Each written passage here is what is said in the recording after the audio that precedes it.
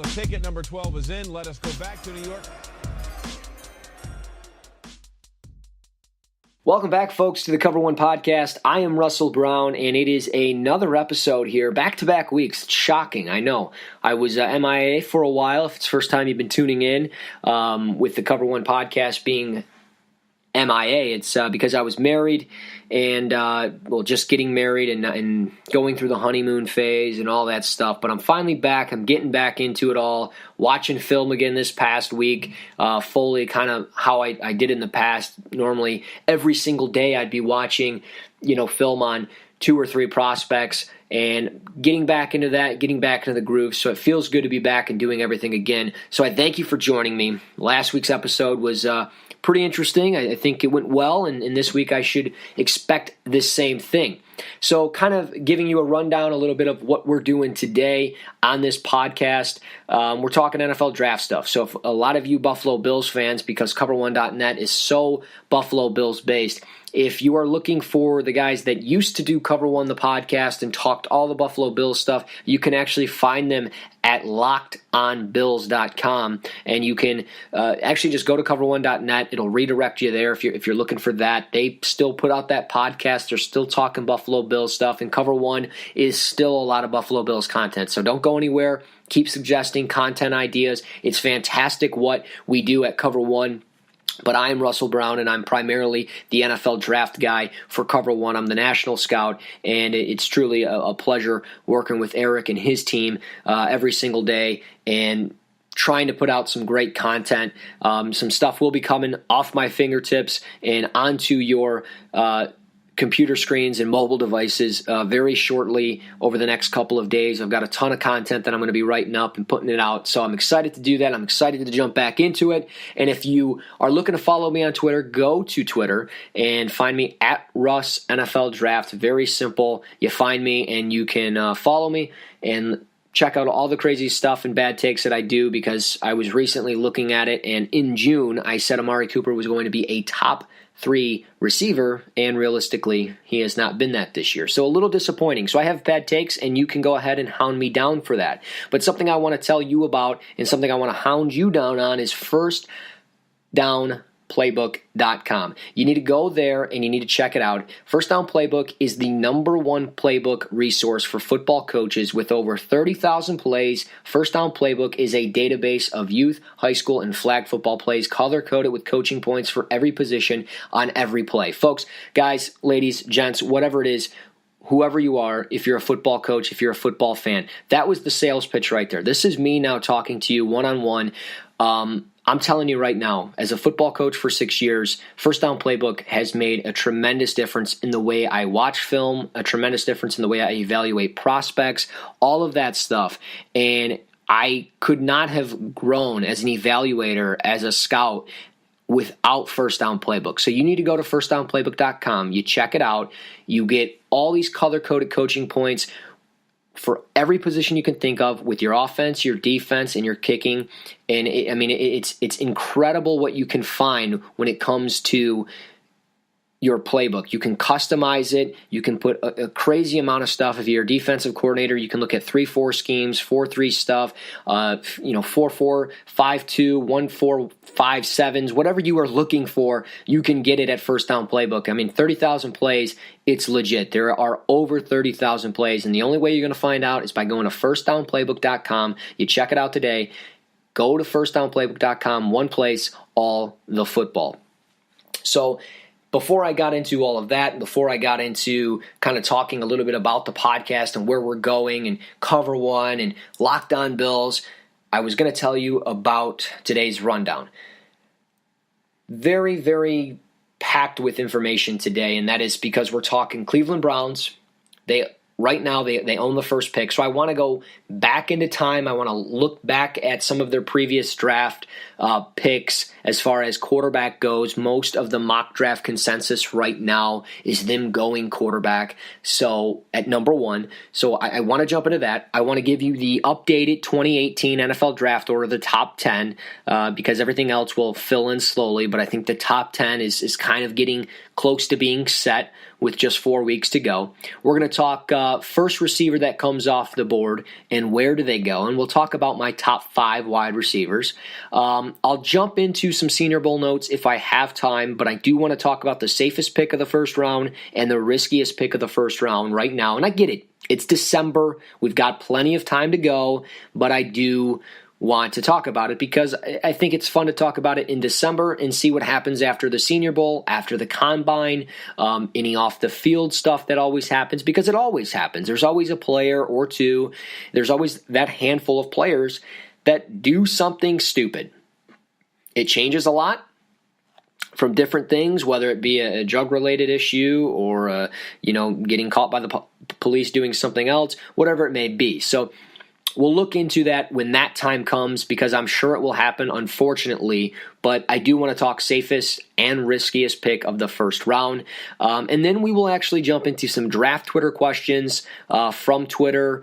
I've got 3 or 4. And then on Reddit, there was a post that was put out from Cover One regarding tonight's podcast. And I actually have 25 comments, questions, and concerns. A lot of it's relating back to the Buffalo Bills, so I'll do the best I can with those 25 comments. I'm not going to answer all of them. Personally, I will go in there and answer them individually to those that I miss, but those that I answer, I'll give you a name shout out and everything else, and we'll go through the question. So that's today's rundown. It's going to be a lot of fun. Stick with me. I know the last 6 or 7 minutes have been boring, but let's jump into business. Let's jump into the Cleveland Browns. They own the first pick of the 2018 NFL Draft if it was today. And a lot of mock drafts out there say they're going to go quarterback. That quarterback, well, I've seen a little bit of Baker Mayfield, but primarily it's been Josh Rosen out of UCLA. I haven't seen too much of Sam Darnold because we truthfully do not know if he's going pro. We all get a pretty good sense that Josh Rosen and Baker Mayfield are going to be going pro. But Sam Darnold is kind of a question mark, and then you do have Josh Allen, but we'll jump into Josh Allen a little bit today and later on down the line. Don't worry about that. But do they go quarterback? No. At number 1 overall, I don't believe the Cleveland Browns go quarterback. I don't believe that today, and I probably won't believe it until they actually come out and say, hey, with the first overall pick, we take quarterback so-and-so. I just don't understand why you would need to. I understand DeShone Kizer has had a lot of ups and downs this year, but personally, DeShone Kizer will be just fine if you get him a little bit more protection. Remember, he lost his left tackle. Joe Thomas had over 10,000 consecutive snaps. He had a fantastic streak going. He was playing great. A former first-round pick in 2007, that Joe Thomas out of Wisconsin. He went 3rd overall. He was actually fishing when he got drafted, which was phenomenal. I still remember that. And he's still around. He's still part of this Cleveland Browns organization that has done nothing for him but give him a paycheck. And maybe, it's allowed him to give back to the Cleveland community. But personally, while that is very important, it shouldn't be about that right now. It's the fact that Joe Thomas has not been to the playoffs, the fact that Joe Thomas has not won a championship. That needs to change for the Cleveland Browns, and I believe finding a quarterback is important. But I believe they might have one on their roster with DeShone Kizer and Cody Kessler. DeShone Kizer was a 2nd-round pick last year. Cody Kessler was a 3rd-round pick in 2016. And really when history, when you go back and you look at the history of the draft, 1999 they took Tim Couch, 1st overall. Then in the 6th round, they took a quarterback out of in 2000. He was a quarterback out of Texas State in the 6th round, and his name is escaping me. It's something with an S, but realistically, I looked back at their draft classes of quarterbacks, and I really went back to 2004. And in 2004, they took Luke McCown in the 4th round. And in 2005, they took Charlie Fry in the 3rd round. Brady Quinn was in 2007 in the 1st round, which was the same year as Joe Thomas. Then Colt McCoy was in 2010 in the 3rd round. Brandon Weeden in the 1st round of 2012, Johnny Manziel in the 1st round of 2014, and then Cody Kessler in the 3rd round of 2016, and DeShone Kizer in the 2nd round of 2017. So realistically, they've had a history of taking quarterbacks, and the history shows these quarterbacks have not been very good. Now, Cody Kessler, had some ups and downs last year, showed some promise, played a little bit this year, showed some promise, and DeShone Kizer has played a lot this year, and he has shown some promise, and other times not so much. But personally, I think DeShone Kizer needs a little bit more of a consistent running back behind him that isn't Isaiah Crowell, isn't Duke Johnson. I like Duke Johnson, and I do like Crowell, but personally, I think they need a difference maker. These are guys that would be number 2 backs on most teams, number 3 backs on most teams. I mean, Duke Johnson is a pass-catching back that you would probably see on 3rd down and 6, catching a swing pattern or a screen pass, or he would do the block and release off a linebacker or somebody that's blitzing or whatever the case may be. But personally, I just don't see how they need to go quarterback in round 1, especially first overall. Let's not forget, Cleveland owns 2 first-round picks, both within the top 10. The first one is the one that they own because they're 0-12, and they could very well go 0-16. And then at 8th overall, they have another first-round pick, and they're getting that from Houston, which was back in the Deshaun Watson deal. They could have just stayed put last year and took Deshaun Watson, but they traded and gave Houston Deshaun Watson. Essentially, though, this has set them up for a very nice thing. That is, they could go running back, they could go defensive end, they could go offensive tackle at number 1, and then potentially look at a quarterback at number 8, or they could very well look at a quarterback in rounds 2 or 3 to compete with DeShone Kizer if they feel like Cody Kessler isn't a serious threat. But realistically, they don't need to take a quarterback because they have no head coach. Hugh Jackson has 1 win in 2 years. They need to get the right man for the job. And I get it. Every head coach is going to want their quarterback. But who's to say the next head coach? Let's say it's a Jim Bob Cooter. Let's say it's, a Terrell Austin out of Detroit. Let's say those guys come up and coach the Cleveland Browns. Who's to say they don't want DeShone Kizer as their QB? You just don't know. I've seen a lot of stuff whereas, reports say that Hugh Jackson really likes Josh Rosen. Good for Hugh Jackson. Hugh Jackson's not going to be the head coach of this team if he doesn't get 4 more wins. He's got to finish out this thing 4-12 for him to keep his job. He's not going to win 4 games. This team is not going to win a game. The only team they might beat is the Chicago Bears, and I believe that's week 16. And I don't even think they're going to do that. The Cleveland Browns don't necessarily need a quarterback. They need weapons around the quarterback. They need to get a consistent running back.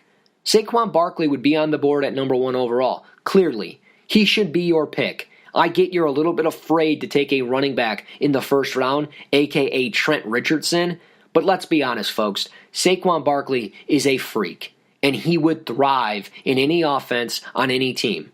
Granted, he needs blockers in front of him, but he would be a huge difference maker for this team if Cleveland got him with DeShone Kizer, Corey Coleman, Josh Gordon, David Njoku, and then you have Saquon Barkley. That is a young, talented offense that just needs a competent coach coaching them with a competent offensive line. Give them back Joe Thomas, build up some depth in this draft with your multiple picks, and then go from there. And I think you can be very successful.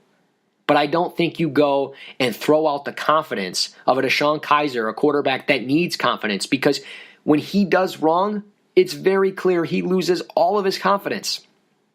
Yes, he forces throws. Yes, he makes bad reads. Yes, he's inaccurate with ball placement. We knew these things coming out of college. He's the exact same quarterback he was at Notre Dame. Does that fall on him? Yeah, yes, a little bit. But you know who it also falls on? It falls on Hugh Jackson and this terrible coaching staff. The Cleveland Browns don't need to go quarterback number 1, and truthfully, I don't think they need to go quarterback at number 8. I think they need to build around this team. You could make a case for Bradley Chubb at number 1 overall, but they took Myles Garrett last year at number 1 overall. They took Jabril Peppers in the first round last year. They took David Njoku in the first round last year. They took a lot of talented players defensively and offensively last year. I think last year was one of their better drafts they've had in 10, 12 years. Cleveland, though, at number 1 should not go quarterback, and at number 8, I don't think they go quarterback. If you made a case for them to say, hey, Bradley Chubb, number 1 overall, the defensive end out of North Carolina State, I could agree with you, because him And Bradley Chubb and Myles Garrett would be incredibly insane. It would be mind-boggling because that would put a big scare in the AFC North when it comes to Cincinnati, Pittsburgh, and Baltimore. They would have their hands full at the offensive tackle position week in and week out every single time. But here's the thing. Myles Garrett, if he keeps going down the right track and he produces at an elite level, he's going to be a $15 million defensive end. The way these markets and the way these deals are working out, he's going to be a $15 million defensive end. You get Bradley Chubb the very next year, guess what? He'll get into a contract year the very next year after Myles Garrett, and if he is the player that we think he is, he's going to be an $8 to $12 million defensive end. Personally, I don't think Cleveland could go and wrap up $25 million per year on defensive ends. I get there's two of them, but that's a lot of money. That's quarterback money for two players. I don't agree with that method. Does it make a big impact? Absolutely. But you could be looking at Saquon Barkley at number 1. You could be looking at Roquan Smith out of Georgia at number 8. You could be looking at Derwin James, the safety out of Florida State, at number 8. Minkah Fitzpatrick, the safety from Alabama, at number 8. You could be looking at Mike McGlinchey, the offensive tackle from Notre Dame, at number 8. Connor Williams potentially could be there from Texas, my number 1 ranked offensive tackle. Orlando Brown, the offensive tackle out of Oklahoma, could be an option at number 8. And if the Josh Allen sweepstakes are real, teams within the top 10 want him, teams outside of the top 10 want him, guess what? You have the perfect spot to trade back. Sure, you did it with Deshaun Watson, it blew up in your face. You've done it with Carson Wentz, it blew up in your face. It could very well happen with a Josh Allen, a Lamar Jackson. But realistically, folks, they add more depth. They build around Deshaun Kaiser. Who's to say you can't go out and win 9 or 10 games? Because you're the Cleveland Browns? I know, it's crazy. But I think realistically, the thing that they do is Saquon Barkley at number 1. Potentially Bradley Chubb at number 1. But I don't agree with that. And then you look at offensive line at 8. Or you look at corner or safety at 8. And then in the later rounds, you build up depth around your quarterback as far as offensive line help. Maybe you go out and you find a receiver and you go from there. Maybe there is a quarterback there. Maybe Ryan Finley from NC State. Maybe he's available. He's a guy that I'm going to talk about a lot throughout every single weekly podcast that I do. Why? Because I truly believe he could be a talented player at the next level. So he's very much an option if he goes pro. You could look at Clayton Thorson out of Northwestern. There's a lot of quarterbacks. Mike White from Western Kentucky. I mean, you're talking late round quarterbacks. Some guys are going to fall. A lot of these guys are getting that Twitter hype. They're going to go in that 5th or 6th round. You know what? Maybe that's when they find their competition for Deshaun Kaiser. But realistically, this team doesn't go quarterback 3 years in a row. Even though the Cleveland Browns are bad, they have not gone quarterback 3 years in a row since 1999. Hasn't even happened. Looking back at 99, it didn't happen. They took a quarterback in 99 and 2000, then again in 2004 and in 2005. Then there was a 2-year gap, then a 3-year gap, then a 2-year gap, a 2-year gap, a 2-year gap, and then the last 2 years they've gone quarterback. Odds are there's going to be a 2-year gap. I just don't believe that you're going to go out and get a quarterback unless you get a new regime in there, a new general manager, a new coaching staff, and they say, I do not want Deshaun Kaiser as my quarterback. Trade him for a 5th-round pick. Trade him for a 4th-round pick. Get him to another team. Send him to the New York Giants. Send him to the New York Jets. Send him to the Denver Broncos. The list goes on and on. So the Cleveland Browns could be taking a quarterback, but if that's the case, I don't believe you're setting yourself up for success for 2019. And maybe they're not looking for success in 2019. But with all these draft picks in 2018, some cap money, when else are you going to do it? Joe Thomas is not going to play forever. All these other players aren't going to play forever. You need to start winning. The Cleveland Browns need to start winning. So I'm sorry, folks, that was like a 10-minute rant on the Cleveland Browns and what they need to do. But I get so frustrated when I see year after year after year the Cleveland Browns need to take a quarterback. While I agree Have you ever thought maybe they need to just build around a guy? I do like DeShone Kizer. I think he's a good fit for them. They just need to keep some consistent weapons. I mean, DeShone Kizer at one point had Ricardo Lewis and Rashard Higgins as his number 1 and number 2 receiver this year. Kenny Britt's fallen off the planet. Corey Coleman has broken his hand 2 years in a row.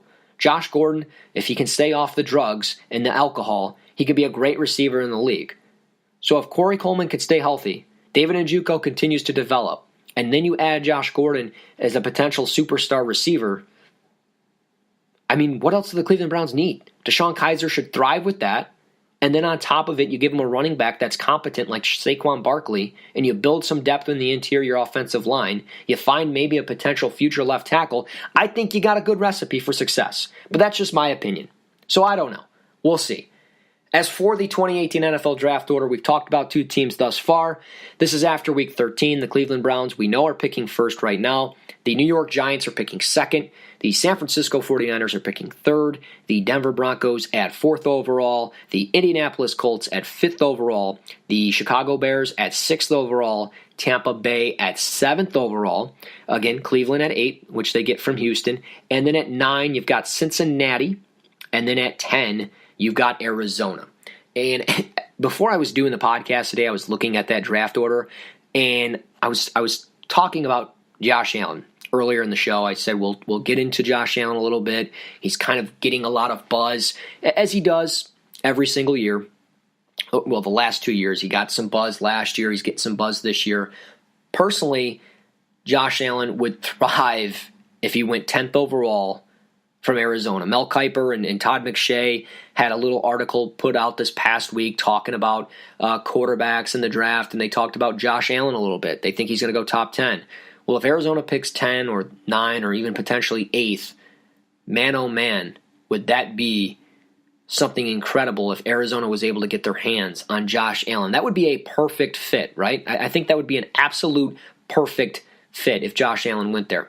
So that brings into the discussion of the safest pick of the first round and the riskiest pick of the first round. I'm going to go safest pick first because that's a boring topic, right? We all kind of want to know who the safest pick is, but once we kind of know who it is, we're like, oh, yeah, that makes sense, right? Well, that would be Bradley Chubb, the defensive end out of NC State. I think he's a pretty safe pick.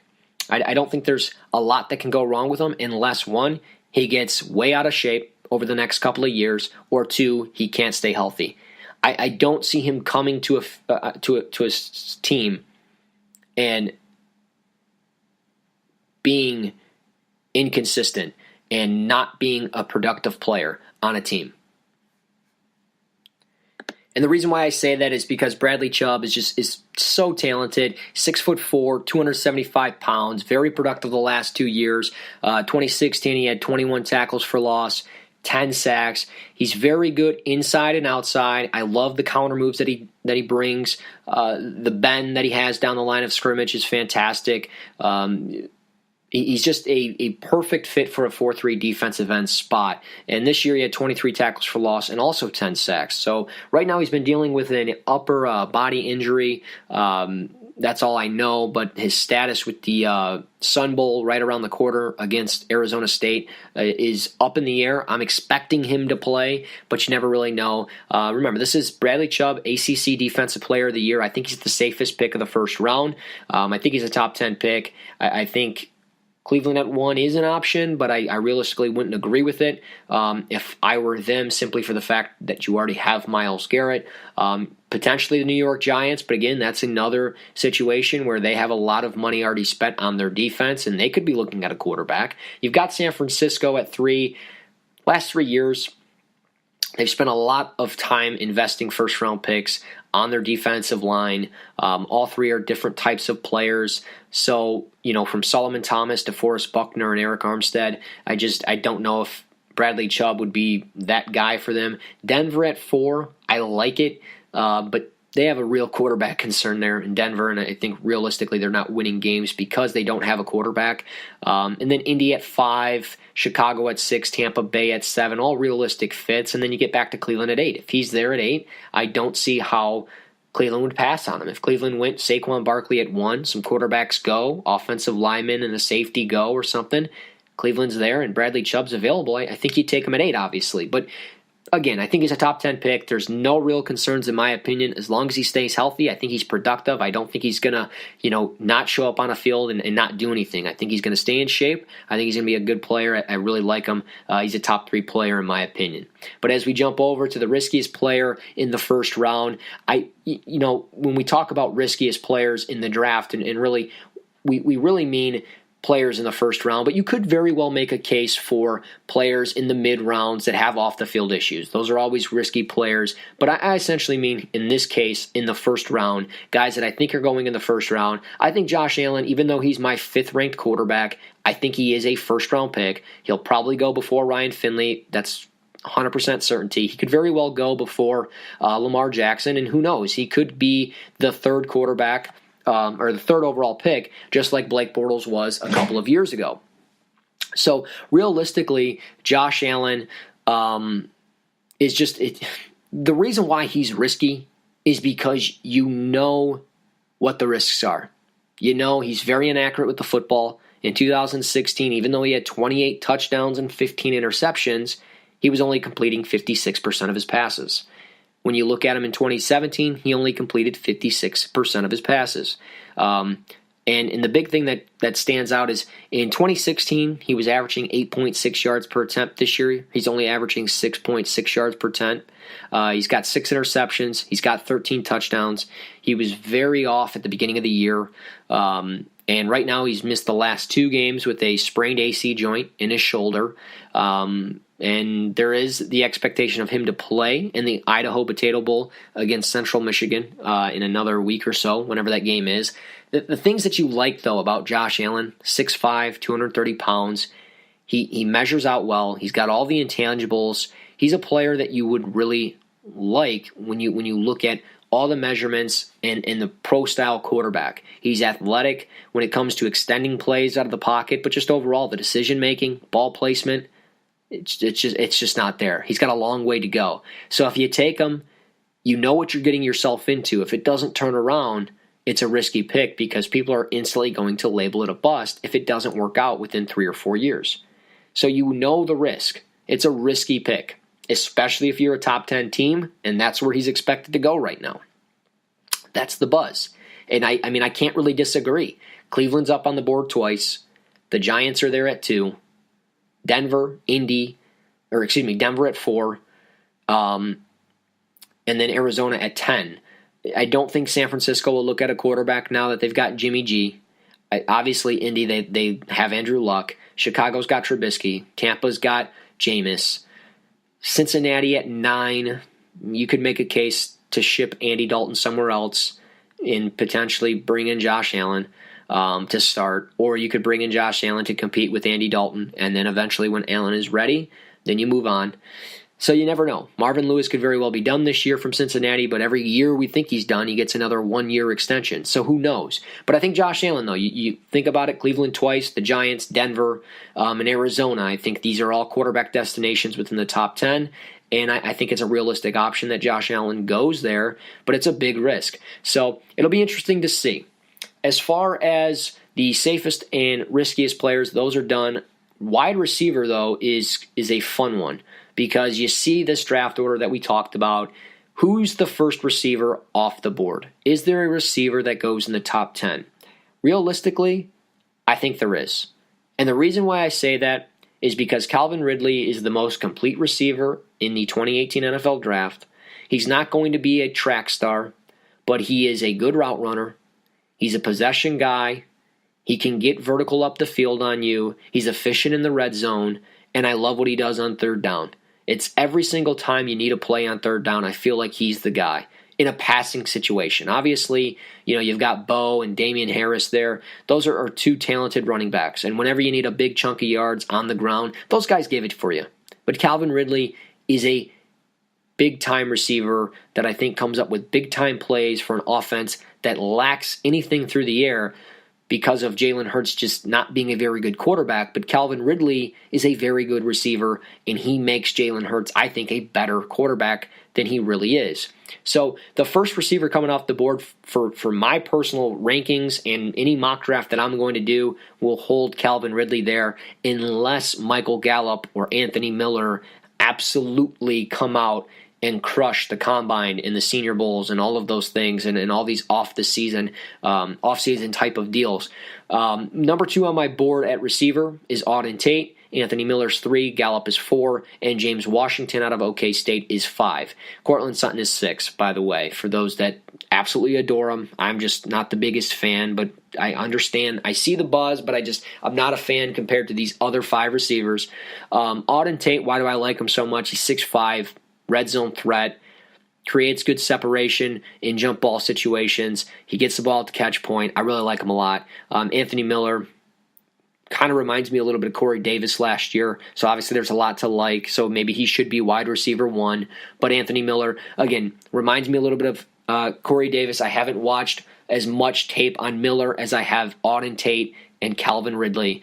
I've watched Miller tape just as much as I've watched Michael Gallup tape, but I'm all about Michael Gallup. I'm a big fan. And then James Washington, I think he's just a vertical speedster. I like those kind of guys from time to time. I like him. I think he can be a Deshaun Jackson role player, if you will, at the next level.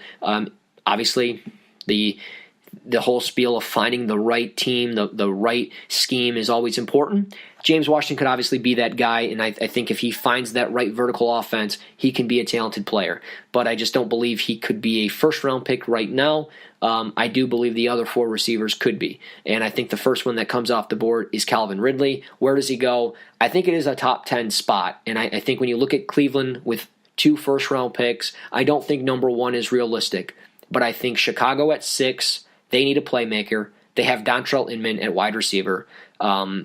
They need another receiver. They cannot rely on Kevin White year after year to come out and then hurt his knee or mess up his hamstring or mess up his shoulder. I like Jordan Howard. I like Tariq Cohen. I do like Mitch Trubisky there. You want Mitch Trubisky to be your quarterback, you need to give him a weapon. I think Calvin Ridley at 6, I don't think you're asking for too much. I think it's a good spot for him. I really like it there for him to be a top 10 receiver with Cleveland at 8. And then you could potentially make a case for Arizona at 10 as well if they go that route because, let's be honest, Larry Fitzgerald isn't going to play forever. And outside of Larry Fitzgerald, they don't have much. You can't count on John Brown, Jaron Brown, and the weapons that they have, that it's just an aging wide receiver corps. They need a young playmaker. Calvin Ridley would be a good fit for them. So that is the 2018 NFL draft order. Those are the receivers that are coming off the board. And I do want to jump into the draft Twitter questions. I want to get on the Reddit message board and go over some of the questions there. But before I do any of that, I do want to tell you Grandstand Sports Network is proud to announce our partnership with Crossover. Crossover wants to help you scout smarter and win more games, coaches and scouts alike. They'll do advanced analysis on your ODK, which is your offense, your defense, and kicking, on your film for you. They give back interactive tendency reports, searchable clips, and advanced statistics in just 12 hours. Stop wasting time in the film room doing all of that tedious prep work. Simply log in and start getting your powerful analysis straight from your video. Their new Insight feature will automatically give you a scouting report on your opponents, broken down by down and distance, field position, specific players, and several other filters, something you're not going to get with Huddle or anybody else. Guys, like I've said many times before, football coach here, I've used Huddle, I've used other video processing websites. Nothing beats Crossover. I'm telling you, when you want to watch something and you want to get it quickly and you want to get it efficiently, you got to use Crossover. It breaks down everything you need. It puts the plays in there for you. It puts in the down and distance. It saves that tedious 3 or 4 hours per film that you're spending putting down the down and distance and everything else. You go to Crossover right now. You sign up. You go to crossover.com/grandstand. You receive 1 free game. You register, you get that free game, and that's crossover.com/grandstand and get that 1 free game. But all right, let's jump into draft Twitter questions. Draft Twitter, I truthfully don't even know what draft Twitter means. I've been using it for the last year to boost up followers on Twitter. I think it's kind of like a community, I guess, of fans that like the NFL draft. I saw it on a t-shirt, and that's really all I know about it, and I was told to use it, so I was like, okay, Cool, whatever. So anyways, jumping in some draft Twitter questions, and then I'll get into the Reddit forum on the Buffalo Bills page. Got a ton of questions, 25 comments, so I'll try and answer as many as I can, and then we'll get you out of here and back to the rest of your day, and most importantly, your coffee, because I can't operate a day without having a cup of coffee. But the first question of the day, I'm going to give it to a fellow colleague of mine, Michael Kist. You can find him on Twitter at Michael J. Kist. I'm actually going to give him a little plug here. You can also find him on Locked on Eagles. Great podcast that he runs with Ben Solik. These guys do fantastic work, so make sure you find Mike on Twitter, follow him at Michael J. Kist. But he's got a question for me, and I'm going to butcher this name for sure, and I probably will butcher plenty more. But scheme fits for Chukwuma Okafor, offensive tackle from Western Michigan. It could be Okafor. I have no idea, but it's not spelt like that. It's Okafor. Okafor? Am I saying that right? Offensive tackle from Western Michigan. To be honest, I've only watched one game of him, and well, I guess that's not true. Specifically him, one game, and that was when he was playing Northern Illinois, and he got manhandled by Sutton Smith, a redshirt sophomore, 3'4", outside linebacker type of kid. He's like 6'1", 200 and maybe 25 pounds, maybe 230 pounds. But he's a 3'4" edge rusher type of kid. He's got 14 sacks on the year. Really underrated player out of the MAC conference in Sutton Smith. He absolutely dominated Okafor this past year when Western played Northern Illinois. The only other games that I've watched of him was of Jarvian Franklin, their running back, this past summer. But to be honest, I was only paying attention to Franklin. So outside of that, though, Okafor, I like power run. I think counter power trap plays, very simple stuff for him. I think he's a good run blocker. I think he's probably going to translate to right tackle. I just don't see him having the quickness that you would want out of a left tackle. But he's a good run blocker. He struggles in pass pro, little stiff, but a little bit more athletic than Rankin, in my opinion, who I think is an inside zone, outside zone blocking type of guy. Could play left tackle. Rankin's 6'5", 315, maybe 320. He's going to have to test pretty well. I've got a second-round grade on him from what I've seen, but there's always more film. If you watch 3 or 4 games, it's always good, but as we know, you want to watch as much as you can on a guy, but I think after 3 or 4, I've got a pretty good idea of what he is. He's stiff, surprisingly flat-footed at times, struggles a little bit at sticking his blocks, but he needs to improve his strength. He's an overall inside zone, outside zone type of guy. I wouldn't be surprised if maybe he was a fit for Dallas or Pittsburgh, primarily Pittsburgh. Maybe he finds a spot at the end of the first round. I know that's kind of a question relaying back to the Philadelphia Eagles and some of their left tackle problems with Jason Peters. So Okafor and Rankin would probably be 2 guys that they would consider. I would prefer Rankin if I was an Eagles fan, but again, inside zone, outside zone for Rankin, a zone scheme type of blocking scheme for him, and Okafor power run would be the way I'd go. Number 2, Dwayne Hurdle. You can find him on Twitter at Dwayne Hurdle. That's Hertel. Is there a franchise QB for the Buffalo Bills at 16th? Last time they drafted 16th, they took E.J. Manuel, the quarterback out of Florida State. So personally, I don't think they should go quarterback. I know they have 2 first-round picks. The first one is right around, I believe right now it's projected at 18th overall. The second one that they have is, I want to say like 26th overall. So personally, the Buffalo Bills, should they go quarterback? And if they do, should they go first round is kind of what I'm getting from this question. No, I don't think they should. I think they keep Tyrod Taylor. They definitely are going to keep Nathan Peterman. Hopefully they can get another year with him and get him developed. I know the rookie debut was not very good for him with 5 interceptions, and he could potentially play this weekend against the Colts. But if they're not keeping Tyrod Taylor, maybe they bring in a player like Case Keenum.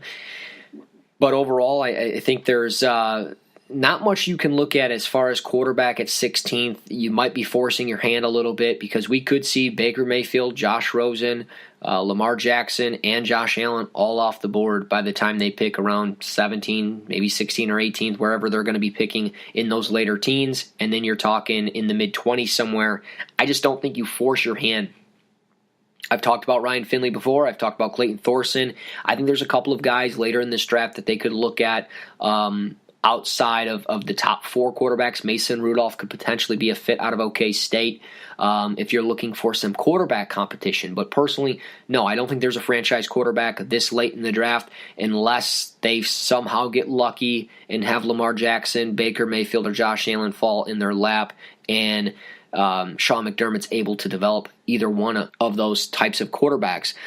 So we'll see. But personally, I don't think quarterback's the way for them to go. I think they need to build more depth around their roster and everywhere in between, especially offensive line and defensive line. And then the third question from Twitter is from Chris Hoffman. That's at C Hoffman with 2 N's 88. So C Hoffman 88 on Twitter. The best / worst talent / depth in the 2018 draft. I'm going to try and approach this the best way I can as far as best and worst talent. And that's really because I hope I answer the question properly. The best talent, the most depth in the draft has to be running back. I think there's easily 15 running backs in this draft that could make it onto a roster by the start of next year and not just a practice squad. I mean, you've got Saquon Barkley, Darius Geis, L.J. Scott, Ronald Jones, Nick Chubb, Kalen Ballage, Sonny Michael, Mark Walton. The list just goes on and on and on and on and on. I don't think you can find a more complete running back than Barkley, but so many players at the running back position are talented enough to make a run. And I mean, those guys that I just listed are probably all, the top of the class as far as getting into, third round discussion. Then we're still talking 4th, 5th round, 6th round guys. So there's so much depth there at the position. And as far as, the worst, I think tight end is maybe the class that is not going to get as much hype. And it might not be the one that produces as much talent. You've got Dallas Goedert, you've got Mark Andrews out of Oklahoma, Troy Fumagalli, Hayden Hurst out of South Carolina. I think those are probably your top 4 guys, but there's a chance that there's not a tight end in round 1. And in tight ends, not all of them go round 1. Last year was a very, very strong year for it. You saw Evan Ingram, David Njoku, and O.J. Howard all in round 1. And then you still saw talented tight ends taken after that. Michael Roberts went to Detroit. So there's a lot of talented tight ends in that specific draft. Now you look at it this year and you're like, well, there might be only 5 or 6, maybe 7. And you're talking really, mid to late day 3 guys. So I think tight end is probably where you're going to see a lot of question marks as far as talent and depth. But where you're going to see the most bang for your buck will probably be running back. I think you're going to see easily 2 or 3 running backs per round, if not more. Especially on day 3. We could very well see, 3 or 4, maybe even 5 running backs in rounds 4 and 5.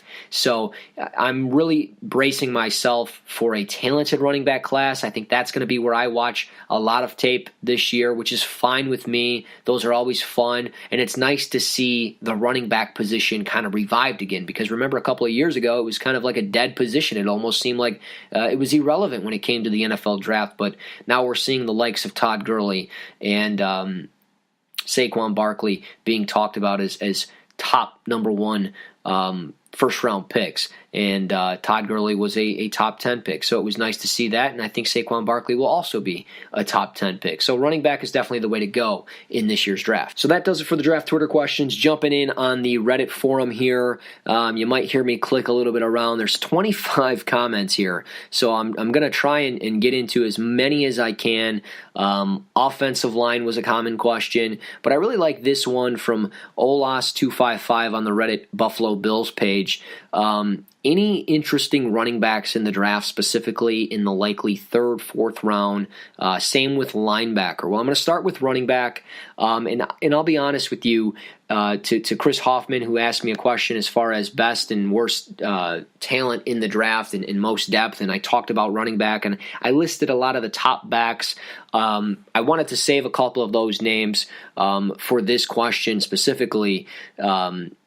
As far as zone blocking scheme type of backs and even really power running backs, where would they go when you talk the Buffalo Bills? Well, I mean, if you're going power game, Josh Adams comes to mind, 6'2", 225. He's played very well this year. I believe he's averaging right around 7.3 yards per carry. Royce Freeman, I think, would be a pretty good fit for the fourth round out of Oregon. He's 5'11", 230. He's averaging around 6 yards per carry.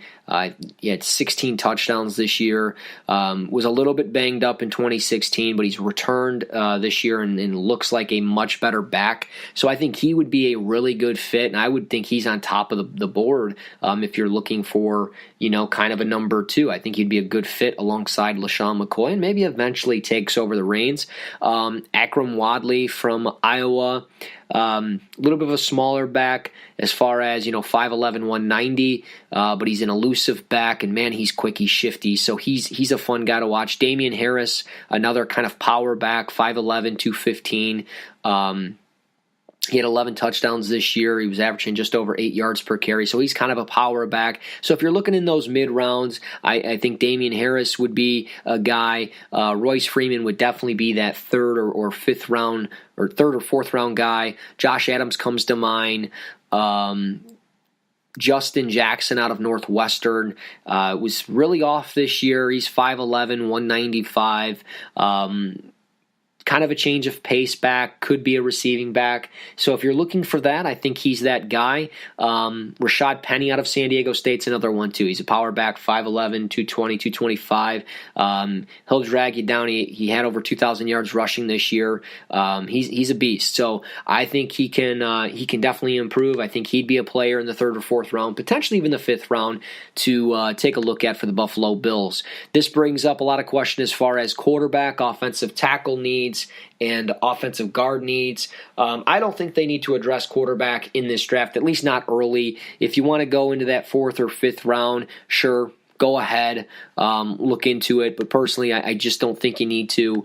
But depth offensive line, this offensive line for them in Buffalo is absolutely atrocious, and they need to find ways to get better up front. And if you're looking in the interior, Quentin Nelson definitely would be a player that comes to mind. I don't think they'll pick in the range that Nelson will go. So where else would they go? I mean, offensive tackle would be a way for them to go. I think Orlando Brown from Oklahoma would be a nice fit at right tackle. We talked about him before. Martinez Rankin out of Mississippi State. I think he could be a nice fit for the inside zone, outside zone type of blocking scheme. So those are a couple of names. And then, if Connor Williams falls, and there's a projection possibly that he falls into, the late teens, early 20s of the draft because of some knee concerns, Connor Williams is my top-ranked offensive tackle. If you get him at 16 or 18 because of a knee injury, you obviously know why he's there, but personally, he would be a home run pick for them. I would love to see him there. As far as on the interior, Isaiah Wynn, guard out of Georgia, I think he would be a fun player. He's a little bit undersized, but as far as the 6'2", 302 pounds. He's a good down blocker. I think he fits well as a pulling guard. Jamarco Jones out of Ohio State. I think he's a right tackle, so you could look at him. I really like Andre Dillard out of Washington State, 6'5", 300. Reminds me a little bit of Jason Spriggs when he came out of Indiana. He fits that zone blocking scheme a little bit up-tempo. So hopefully Dillard checks off all the boxes, and it has a good couple of months throughout the offseason, and he goes pro, and he finds a way on a team in the mid-round somewhere. I think Buffalo would be a good spot for him. So those are some guys I like at offensive tackle. Offensive guard, Billy Price from Ohio State. He's Big Ten Offensive Lineman of the Year. Will Hernandez, guard out of UTEP. Hernandez, 6'3", 330. He's gotten a lot of buzz. Some people believe he could potentially be the top guard. I disagree. I think that's Quentin Nelson again out of Notre Dame. But Hernandez, if he's a late first round pick and the Bills have two of those, or potentially look at him in the second round, I think that's okay. Billy Price should be another guy. Braden Smith out of Auburn. There's a lot to like with him. He's a good run blocker. I think he needs to get a little bit stronger, needs to improve a little bit in pass blocking protection, but he's got the size, the strength, and athletic ability. He's going to measure out probably around 6'5", 300, maybe 310 pounds, and he's a player at left guard, right guard. You get him on day 2 in the draft, and he's going to work out fantastic for you. So Braden Smith out of Auburn, and then lastly, I'll just throw this name out there: Will Clapp out of LSU. He's 6'4", 310 pounds. He's a good run blocker. Watched him a little bit when I was watching Darius Geis and some of the players out of LSU, and he's a very good interior offensive lineman. So if you're talking, mid rounds, he's a player that I think you can go out and get. And see some success for, hopefully, for an offensive line that has a lot of holes in the Buffalo Bills. Should they make a move at quarterback this year? Again, I think maybe later in the draft, it's always okay to look at some depth, but I think Nathan Peterman might be their guy moving forward if they don't figure things out with Tyrod Taylor. Again, this is still from Olas 255. He had the question about the running backs, the quarterbacks, wide receiver, Cam Phillips from Virginia Tech. I'd love to see it. Should they look at him? Absolutely, they should look at him. He's a fantastic player with a lot of upside, 6 foot, 202 pounds, very productive, had 76 receptions as a junior, just shy of 1,000 yards last year, just shy of 1,000 yards this year. 71 receptions this year with 7 touchdowns. I really like him as a possession guy, but he's a vertical receiver too. And I really like the big play threat that he brings, being able to get vertical. I don't think he's going to test incredibly insane. I don't think we'll see 4.3 40 out of him, but he could be a 4.4, 4.5, 4.45 type of receiver. He's got good hands, and I've been impressed with him. He was a focal point of Virginia Tech's offense. So you put him here in Buffalo with Jordan Matthews, Zay Jones, Calvin Benjamin. I think that's a solid number 4, and I think that would make a player like Tyrod Taylor or Nathan Peterman better. And then lastly, again, I'm trying to get to as many of these Reddit comments as possible. There's a lot of questions about the offensive line, a lot of questions about defensive line with Marcel Darius gone and Kyle Williams potentially retiring. What are some fits? To be honest, I actually wrote about some defensive line guys on cover1.net. Check it out. I talked about a lot of those guys. I can drop the link for you guys on the Reddit page there. But I talked about Tyquan Lewis. I've talked about some other guys on breakingfootball.com as well. I talked about Chad Thomas for Miami, Florida, and then I talked about Andrew Brown out of Virginia. I'm very high on this kid. I think he's a great, versatile interior defensive lineman. I think you line him up in a 3 technique, and I think you can really see a talented player for your defensive front. So I think Andrew Brown would definitely be a player that the Buffalo Bills should be looking at. But the last question I really want to get into is offensive coordinator Dennison, if he gets canned. We clearly need a fresh perspective on offense. This is from Vrael, Vrael 22. Would you rather the Bills nab a college coach for an offensive coordinator, or is there a particular NFL talent you see the Bills scooping up? Personally, I saw a comment about Mike McCoy. I don't think that would be a bad fit. To be honest, Ben McAdoo as an offensive coordinator isn't a bad thing. I know he just got fired by the Giants, and he doesn't seem like a very good head coach, but I think he's an actually very good offensive coordinator, so I wouldn't be opposed to that if you're looking to kind of spice up the offense a little bit and get it moving and getting producing. So if Dennison's gone, which I don't think he will be, but if he is, I wouldn't be surprised if Mike McCoy's a name, and I wouldn't be surprised if Ben McAdoo is a name as well. Two guys that just recently got fired, Mike McCoy from Denver and McAdoo out in New York. So those would be two guys that I'm interested in. And actually, I am going to answer one more. I'm sorry, there's 25 comments on here. You have to answer all of them, right? So lastly, this is from Moruitelda, Moratelda.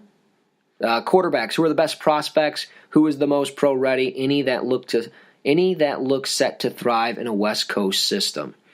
Quarterbacks. Well, I've talked a lot about them on this podcast. I want you to go back, listen to a couple of the episodes.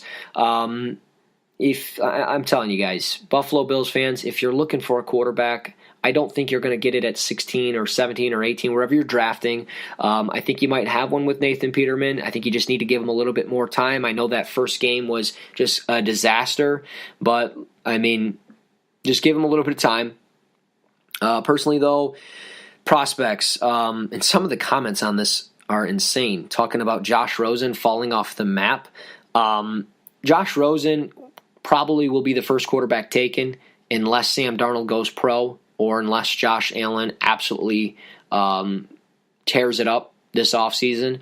And then there's Lamar Jackson. He is my number one quarterback. Then Josh Rosen, Baker Mayfield, Ryan Finley out of NC State, and then you have Josh Allen. I think Josh Allen could very well run a West Coast offense, but I think he's more of a vertical offense of scheme player.